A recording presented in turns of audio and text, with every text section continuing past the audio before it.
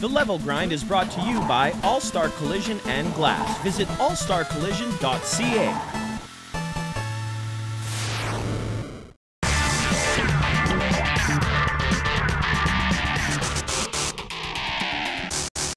Welcome to Level Grind. I'm Tyler from Two Hit Combo, and today we are doing a very special kids game episode, which brings us to my 4-year-old's bedroom. With me to my left, we have Kari Strange, also the second person to Two Hit Combo. Welcome, Kari. Thank you. Now, true or false, Kari, we are a married couple. That is true. Well, I'm glad that you mentioned that. Now, we have a 4-year-old son named Monty, and we are a gaming family, and I thought Kari would be a great person to speak with about kids and gaming. So, Kari, from where you see it, what are some of the advantages that are be seen in kids who play games?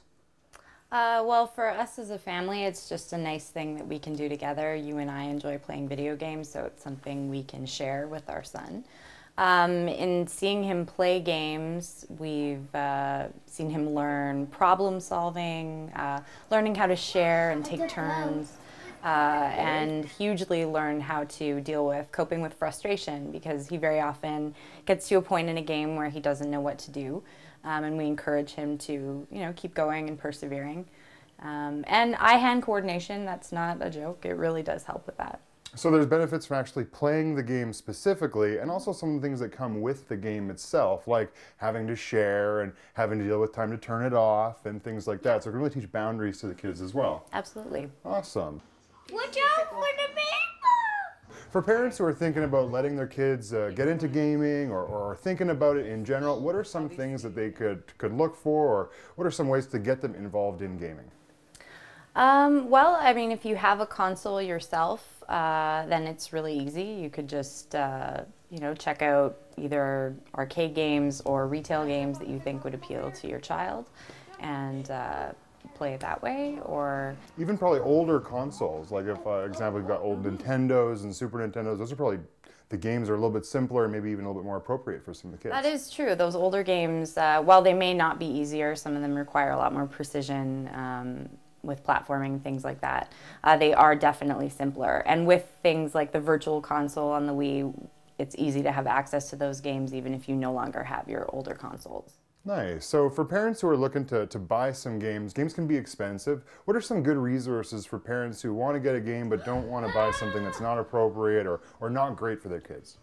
Well, it's a good idea to be informed about games in general and how well they do in reviews. I like to use Metacritic.com just because it's a good resource to check out a bunch of reviews for a game, and then they'll basically compile the score. So it just gives you kind of a general picture of how well the game does. Because a lot of games, especially for children, are put out and they aren't really given any kind of polish, and they aren't all created equal.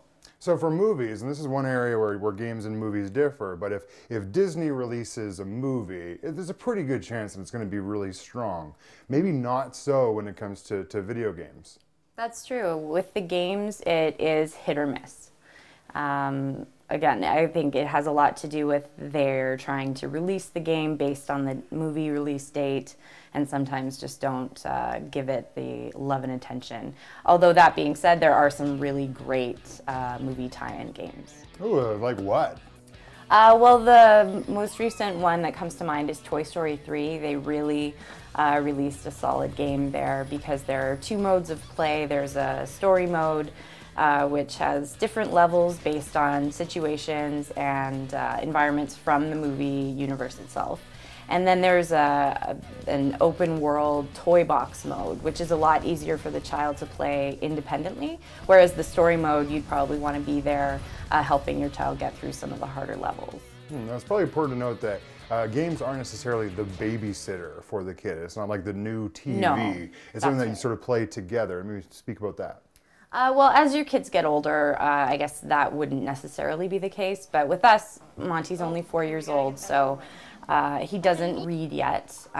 So a lot of games help him kind of be more curious about reading because he wants to know what's being said. So we're there to both play with him and help him figure out the puzzles, as well as read to him and tell him the story that isn't being told visually. This rhymes with fish.